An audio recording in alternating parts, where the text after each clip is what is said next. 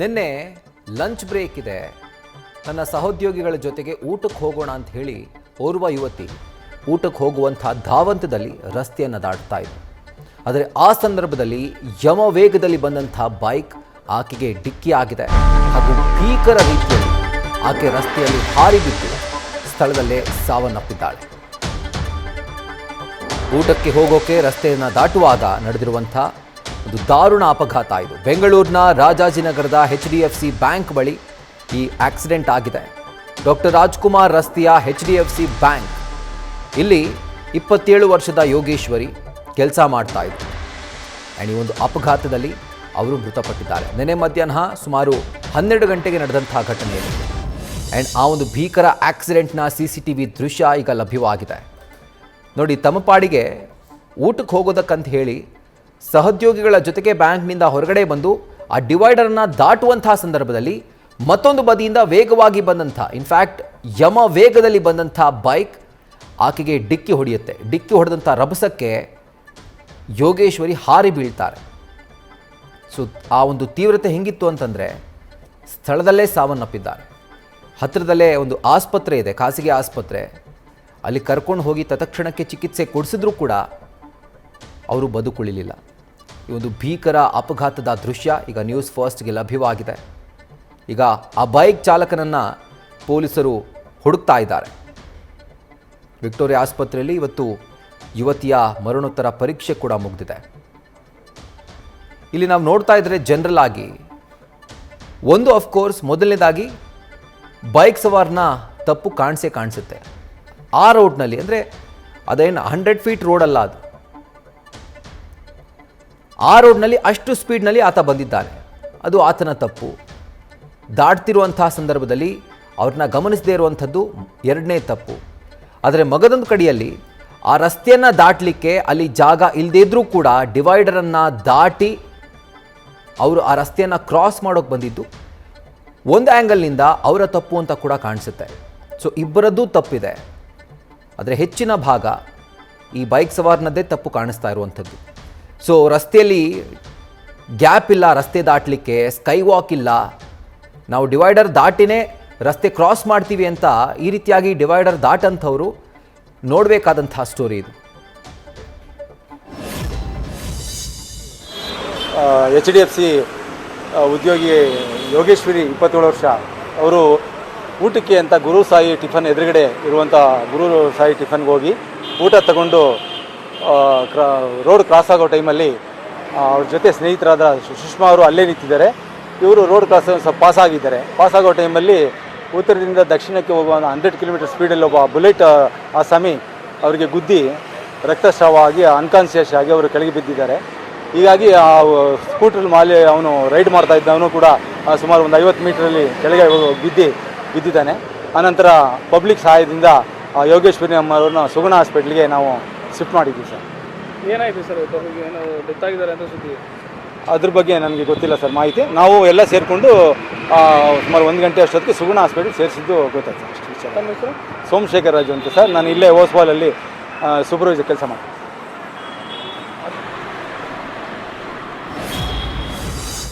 So ಅಲ್ಲೇ ಇದ್ದಂಥ ಪ್ರತ್ಯಕ್ಷದರ್ಶಿ ಒಬ್ಬರು ಕೊಟ್ಟಂಥ ಮಾಹಿತಿಯನ್ನು ಗಮನಿಸಿದ್ರಿ.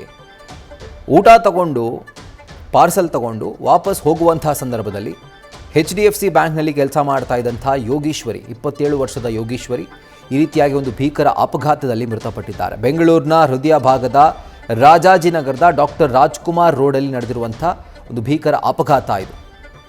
ಸೊ ನೋಡಿ, ಡಿವೈಡರನ್ನು ಅಂದರೆ ಇನ್ಫ್ಯಾಕ್ಟ್ ಆ ಡಿವೈಡರ್ ಇರುವಂಥದ್ದು ವೆಹಿಕಲ್ಗಳು ಆ ಕಡೆ ಈ ಕಡೆ ಹೋಗಬಾರ್ದು, ಒಂದೇ ಲೈನಲ್ಲಿ ಹೋಗಬೇಕು ಅನ್ನುವಂಥ ಕಾರಣಕ್ಕಾಗಿ ಅದನ್ನು ನಿರ್ಮಾಣ ಮಾಡಿರುವಂಥದ್ದು. ಬಟ್ ಜನ ಪುಟ್ಟದಾಗಿರುತ್ತೆ, ರಸ್ತೆ ದಾಟಬಹುದು ಈಸಿಯಾಗಿ ಅನ್ನುವಂಥ ಒಂದೇ ಒಂದು ಕಾರಣಕ್ಕಾಗಿ ತಮ್ಮ ಪ್ರಾಣವನ್ನು ಕೂಡ ನಿರ್ಲಕ್ಷಿಸಿ ಈ ರೀತಿಯಾಗಿ ಡಿವೈಡರ್ ದಾಟಿ ರಸ್ತೆ ಕ್ರಾಸ್ ಮಾಡಲಿಕ್ಕೆ ಮುಂದಾಗ್ತಾರೆ. ಬೆಂಗಳೂರಿನಲ್ಲಿ ಅದು ಸರ್ವೇ ಸಾಮಾನ್ಯ. ಇನ್ಫ್ಯಾಕ್ಟ್ ಸಾವಿರಾರು ಜನ ದಾಟ್ತಾರೆ. ಸೊ ಅಂಥವರು ಎಚ್ಚೆತ್ಕೊಳ್ಬೇಕಾದಂಥ ಒಂದು ಪ್ರಕರಣ ಇದು. ಅದೇ ನಾನು ಐ ವಿಟ್ನೆಸ್ ಅಂತ ಅಲ್ಲ ಅದರ, ಬಟ್ ಅಲ್ಲಿ ನಾನು ಊಟ ಮಾಡ್ತಾಯಿದ್ದೆ ಎದುರುಗಡೆ ಹೋಟ್ಲಲ್ಲಿ. ಇಬ್ಬರು ಲೇಡೀಸು ಬಂದರು. ಅಲ್ಲಿ ನಾನು ಊಟ ಮಾಡೋ ಟೈಮಲ್ಲೇ ಪಾರ್ಸಲ್ ಎತ್ಕೊಳ್ತಾಯಿದ್ರು. ಆಮೇಲೆ ಸರಿ ಆಯಿತು, ನಾನು ಅಲ್ಲೇ ಊಟ ಮಾಡ್ತಾಯಿದ್ದೆ. ಆವಾಗ ಸೊ ಒಂದು 2 ಮಿನಿಟ್ಸ್ಗೆ ಒಂದು ಏನೋ ಹೆವಿ ಗಲಾಟೆ, ನೀವು ಯಾವ್ದಾರ ಫುಟೇಜ್ ನೋಡಿದ್ರೆ ಗೊತ್ತಾಗುತ್ತೆ CCTVದು. ಹೆವಿ ಗಲಾಟೆ ಕೇಳಿಸ್ತು. ಆಚೆ ಕಡೆ ಏನಾಯ್ತಪ್ಪ ಅಂತ ಎಲ್ಲ ಆಚೆ ಓಡಿದ್ದೇನೆ ಈ ಥರ ಒಂದು ಸೀನ್ ಆಗಿಬಿಟ್ಟಿತ್ತು. ಅಂದರೆ ಫುಲ್ ಒಂಥರ ರಕ್ತದ ಇದರಲ್ಲಿದ್ಲು ಅವಳು. ತಕ್ಷಣವೇ ಪಾಪ ಒಬ್ಬ ಹುಡುಗನೂ ಅಷ್ಟೇ, ತುಂಬ ಅವನು ಈವ್ನಿಂಗ್ ಗಂಟ ಇದ್ದ, ಅವನು ನೈಟ್ ತನಕನೂ ಇದ್ದ ಅವನು. ಪಾಪ ಅವ್ನು ಸುಮ್ಮನೆ ಪಾಸ್ ಆಗ್ಬೋದಾಗಿತ್ತು. ಆದರೆ ಪಾಪ ತುಂಬ ಕಷ್ಟ. ಅವನು ನಿಜವಲ್ಲೂ ಹ್ಯಾಟ್ಸ್ ಆಫ್ ಅವನಿಗೆ. ಆಮೇಲೆ ಸರಿ ಆಯಿತು, ಇನ್ನೇನಪ್ಪ ಆ್ಯಂಬುಲೆನ್ಸ್ ಅಂತೆಲ್ಲ ಮಾಡಿದ್ರೆ ಇಲ್ಲೇ ಪಕ್ಕದಲ್ಲೇ ಆಸ್ಪತ್ರೆ ಇದೆ, ಎತ್ಕೊಳ್ರಿ ಅಂತ ಹೇಳ್ಬಿಟ್ಟು ಹಿಂಗೆ ಎತ್ಕೊಂಡು ಓಡಿ ಆಮೇಲೆ ಒಂದು ಸಿಗೋ ಆಟೋನ ನಿಲ್ಸಯ್ಯ ಅಂತ ಹೇಳ್ಬಿಟ್ಟು ನಿಲ್ಲಿಸ್ಬಿಟ್ಟು ಪ್ಯಾಸೆಂಜರ್ ಇಳಿಸ್ಬಿಟ್ಟು ಪಾಪ ಅವನ ಆಟೋದವನು ಕೋಆಪ್ರೇಟ್ ಮಾಡ್ದ. ಇಮಿಡಿಯೇಟಾಗಿ ಅಲ್ಲೋಗಿ ಕ್ಯಾಶುಯಾಲಿಟಿ ಇದಕ್ಕೆ ಇದು ಮಾಡಿ, ಆಮೇಲೆ ಸ್ವಲ್ಪ ಡಿಸ್ಟರ್ಬ್ ಆಗುತ್ತೆ ನೆನೆಸ್ಕೊಂಡ್ರೆ. ಆದರೆ ಏನಿಲ್ಲ, ಆ ಹುಡುಗಿದು ಮೊಬೈಲು ಇತ್ತು, ಅಂದರೆ ಓಪನ್ ಮಾಡೋಕ್ಕೆ ಅಲ್ಲಿ ಎಂಟ್ರಿ ಕೊಟ್ಟಾಗ್ಲೇ ಅವ್ಳಿಗೇನು ಜ್ಞಾನ ಇರಲಿಲ್ಲ. ಅವಳದೇ ಇದು ಹೆಬ್ಬೆಟ್ಟಿಂದ ಮೊಬೈಲ್ ಓಪನ್ ಮಾಡಿಬಿಟ್ಟು ಆಮೇಲೆ ಯಾರ್ಯಾರಿಗೆ ಕಾಂಟ್ಯಾಕ್ಟ್ಸ್ ಮಾಡಿಸ್ಬೋದು, ಅವ್ರ ತಾಯಿ ನಂಬರ್ ಇತ್ತು, ಯಾರಿಗೋ ಮಾಡಿ ಎಲ್ಲ ಮಾಡಿ. ಆಮೇಲೆ ಪಕ್ಕದಲ್ಲಿ ಹುಡುಗ ಇದ್ದ, ಅದೇ ಹುಡುಗ, ಅವನು ಅಪಾಯದಿಂದ ಸೇಫ್, ಯಾಕಂದರೆ ಹೆಲ್ಮೆಟ್ ಹಾಕೊಂಡಿದ್ದ. ಸೊ ಹೆಲ್ಮೆಟ್ ಹಾಕೊಂಡಿದ್ದ, ಅವನ ಅಪಾಯದಿಂದ ಸೇಫು. ಅವನು ಅಷ್ಟೇ, ಅವನು ಕೇಳಿದೆ ಯಾರು ಇದ್ದರೆ ನಂಬರ್ ಕೊಡಯ್ಯ ಅಂತ ಹೇಳ್ಬಿಟ್ಟು ಕೇಳಿದೆ. ಅವನು ನಂಬರ್ ಕೊಟ್ಬಿಟ್ಟು ಹಂಗೆ ಮಲ್ಕೊಂಬಿಟ್ಟ ಅವನು. ಆಮೇಲೆ ಸರಿ ಇದನ್ನು ಅವ್ರ ನಂಬರ್ ಕೊಟ್ಟು ಅವ್ರು ಯಾರೋ ಅವ್ರ ತಾಯಿನ ಏನು ಎತ್ಕೊಂಡ್ರು ಫೋನು. ಅವ್ರು ಯಾರೋ ಬೇರೆ ಸ್ಟೇಟ್ ಅವ್ರಂತೆ. ಆಮೇಲೆ ಹೆಂಗೋ ಅವ್ರಿಗೇನೋ ಗಾಬರಿ ಆಗ್ದಾರ ಥರ ಇನ್ನೇನೋ ಮೇಂಟೈನ್ ಮಾಡಿ ಹೇಳ್ಬಿಟ್ಟು, ಇನ್ನು ಬೆಂಗಳೂರಲ್ಲಿ ಯಾರು ನಂಬರ್ ಇದೆಯಾ ಅಂತ ಹೇಳ್ಬಿಟ್ಟು ಕೇಳಿ, ಆಮೇಲೆ ಅವ್ರ ಅಣ್ಣ ಯಾರೋ ಇದ್ದಾರೆ ಇಲ್ಲಿದೆ ಅಂತ ಹೇಳ್ಬಿಟ್ಟು, ಆಮೇಲೆ ಅವ್ನ ಕರೆಸಿ ಪಾಪ ಇಲ್ಲಿ ಈ ಥರ ಹಿಂಗಾಗಿದೆ ಅಂತೇಳಿ, ಆಮೇಲೆ ಅಲ್ಲಿಗೆ ಪೊಲೀಸವರೆಲ್ಲ ಬಂದರು. ಎಲ್ಲ ಈ ಥರದ್ದೆಲ್ಲ ಸುಮಾರು ನಡೀತು ಸರ್. ಒಂದು 12:15 ಹಂಗೇನೋ ಊಟ ಮಾಡ್ತಾಯಿದ್ದೆ ಸರ್ ನಾನು, ಜ್ಞಾಪಕ ಇದ್ದಂಗೆ 12:15 ಹಂಗೇನೋ ಊಟ ಮಾಡ್ತಾಯಿದ್ದೆ. ಅದೇ ಆ ರೌಂಡ್ ಟೈಮ್ಗೇನೆ ಆಗಿದೆ sir. Before 5-10 minutes before 1 o'clock ರೇಂಜ್ಗೆ ಆಗಿದೆ ನನಗೆ ಜ್ಞಾಪಕ ಇದ್ದಂಗೆ. ಅಕ್ಯುರೇಟಾಗಿ ನೋಡಬೇಕಂದ್ರೆ ಫುಟೇಜ್ ನೋಡಿದ್ರೆ ಗೊತ್ತಾಗತ್ತೆ ಅಕ್ಯುರೇಟ್ ಟೈಮಿಂಗ್ಸು. ಆದರೆ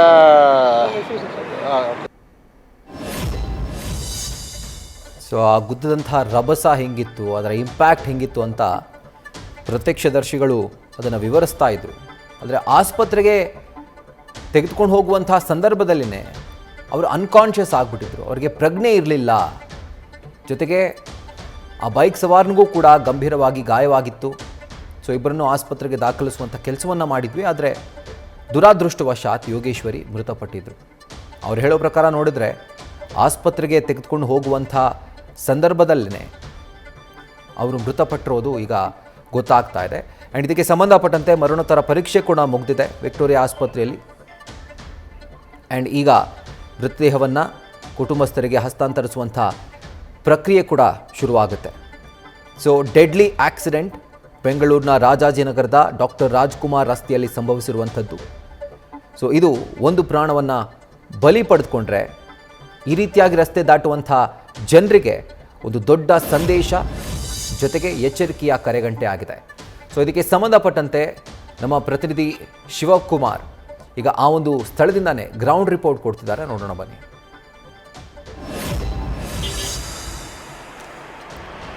ಈಗ ಶಿವು, ಈಗ ನೀವಿರುವಂಥ ಜಾಗ, ಅಲ್ಲಿ ಆ ಯುವತಿ ಮೃತಪಟ್ಟಂಥ ಒಂದು ಜಾಗ, ಅಂದರೆ ಅಪಘಾತ ನಡೆದಂಥ ಒಂದು ಸ್ಥಳ.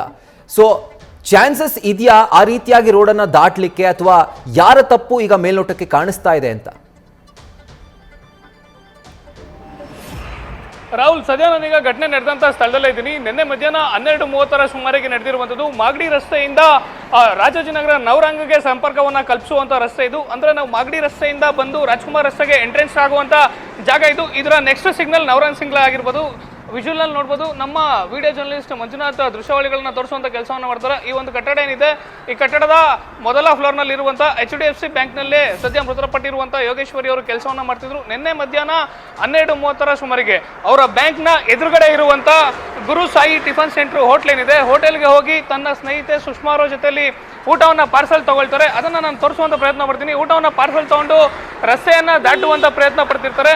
ಈ ರೀತಿಯಾಗಿ ರಸ್ತೆಯನ್ನ ದಾಟಿ ಟಿಫನ್ ಅನ್ನ ತಗೊಂಡು ವಾಪಸ್ ಮತ್ತೆ ಇದೇ ಮಾರ್ಗವಾಗಿ ಬಂದು ರಸ್ತೆಯನ್ನ ದಾಟುವಂತ ಸಂದರ್ಭದಲ್ಲಿ ಸರಿಸುಮಾರು ಒಂದೂವರೆ ಅಡಿ ಇರುವಂತ ಡಿವೈಡರ್ ಏನಿದೆ, ಡಿವೈಡರ್ ಅನ್ನ ದಾಟುವಂತ ಸಂದರ್ಭದಲ್ಲಿ ನೇರವಾಗಿ ಮಾಗಡಿ ರಸ್ತೆಯಿಂದ ಬಂದಂತ ಬುಲೆಟ್ ಸವಾರ ನೇರವಾಗಿ ಯೋಗೇಶ್ವರಿ ಅವರಿಗೆ ಡಿಕ್ಕಿ ಆಗಿರುವಂತದ್ದು. ಪರಿಣಾಮ ಯೋಗೇಶ್ವರಿ ಅವರು ಇಲ್ಲಿಂದ ಸುಮಾರು 10ರಿಂದ 20 ಮೀಟರ್ಗಳ ಕಾಲ ರಸ್ತೆಯಲ್ಲಿ ಬೈಕ್ನ ಸಮೇತವಾಗಿ ಹುಚ್ಕೊಂಡು ಹೋಗ್ತಾರೆ. ಘಟನೆಯಲ್ಲಿ ಬೈಕ್ ಸವಾರ ದೀಪನ್ ಏನಿದ್ದಾನೆ ಆತನಿಗೂ ಕೂಡ ಏಟಾಗುತ್ತೆ. ಮತ್ತೊಂದು ಕಡೆ ಘಟನೆಯಲ್ಲಿ ಗಾಯಗೊಂಡಿದ್ದಂಥ ಯೋಗೇಶ್ವರಿ ಅವರನ್ನ ಕೂಡಲೇ ಹತ್ತಿರದ ಸುಗುಣ ಆಸ್ಪತ್ರೆಗೆ ದಾಖಲು ಮಾಡುವಂತ ಕೆಲಸಗಳಾಗುತ್ತೆ. ಜೊತೆಗೆ ಬೈಕ್ ಸವಾರ ಏನಿದ್ದಾನೆ, ಬೈಕ್ ಸವಾರನಿಗೂ ಕೂಡ ಸಣ್ಣ ಪುಟ್ಟ ಗಾಯಗಳಾಗಿರ್ತವೆ. ಆತ ಹೆಲ್ಮೆಟ್ ಧರಿಸಿದ್ರ ಹಿನ್ನೆಲೆಯಲ್ಲಿ ಆತ ಪ್ರಾಣಾಪಾಯದಿಂದ ಪಾರಾಗಿರ್ತಾನೆ. ನಿನ್ನೆ ಘಟನೆ ನಡೆದಂಥ ಸ್ಥಳದಿಂದ ಕೇವಲ 200 ಮೀಟರ್ ದೂರದಲ್ಲಿ ಸುಗುಣ ಆಸ್ಪತ್ರೆ ಇದೆ.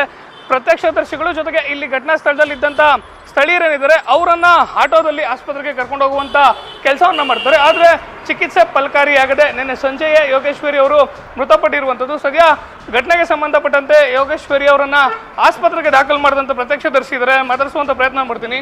ಸರ್, ನಿನ್ನೆ ಎಷ್ಟೊತ್ತಿಗೆ ಇನ್ಸಿಡೆಂಟ್ ಆಯಿತು ಸರ್? ನಿನ್ನೆ ಒಂದು 12:50 ಆಸ್ಪತ್ರೆ ಅಂದರೆ ಸಮ್ಟೈಮ್ ಒಂದು 5 to 10 minutes before 1 o'clock sometime ಅದೇ ಟೈಮ್ಗಾಗಿದೆ. ಸರ್, ಬೈಕ್ ಸವಾರ ಹೇಗೆ ಬರ್ತಿದ್ದ ಸರ್? ಯಾವ ಕಡೆ ಮೂವ್ಮೆಂಟ್ ಆಗ್ತಿದ್ದ? ಇವ್ರು ಎಲ್ಲಿ ಹೋಗಿ ಬರ್ತಿದ್ರು ಯೋಗೇಶ್ವರಿ ಅಂತ? ನೋಡಿ, ನಾನು eye witness perfect eye witness ಅಲ್ಲ, ಯಾಕಂದರೆ ನಾನು ಒಳಗಡೆ ತಿಂಡಿ ತಿಂತಾ ಇದ್ದೆ. ನಾನು ಇದಕ್ಕೆ ಮುಂಚೆನೂ ಹೇಳಿದೆ. ಆದರೆ ಅವರು ಅಲ್ಲಿ ಅದೇ ಹೋಟ್ಲಲ್ಲಿ ಊಟ ತಗೊಂಡ್ರು, ಕ್ರಾಸ್ ಮಾಡಿದ್ರು, ಈ ಡಿವೈಡರ್ ಮೇಲೆ ನಿಂತಿದ್ರು.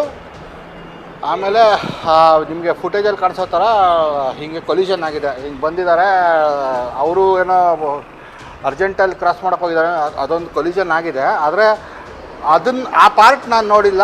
ನಾನು ನೋಡಿರೋದೇನೆಂದರೆ ಹೆವಿ ಗಲಾಟೆ ಶುರು ಆಯ್ತಲ್ಲ, ಅದೇನೋ ಕೂಗಾಟ ಎಲ್ಲ ಕೇಳಿಸಿದಾಗ ನಾನು ಇಮಿಡಿಯೇಟಾಗಿ ಆಚೆಗೆ ಓಡಿದೆ. ಊಟ ಮಾಡ್ತಾಯಿದ್ದವನು ಇಮಿಡಿಯೇಟಾಗಿ ಆಚೆಗೆ ಓಡ್ಬಿಟ್ಟು ಈ ಥರದ್ದೊಂದು ಘಟನೆ ಆಗಿಬಿಟ್ಟಿತ್ತು.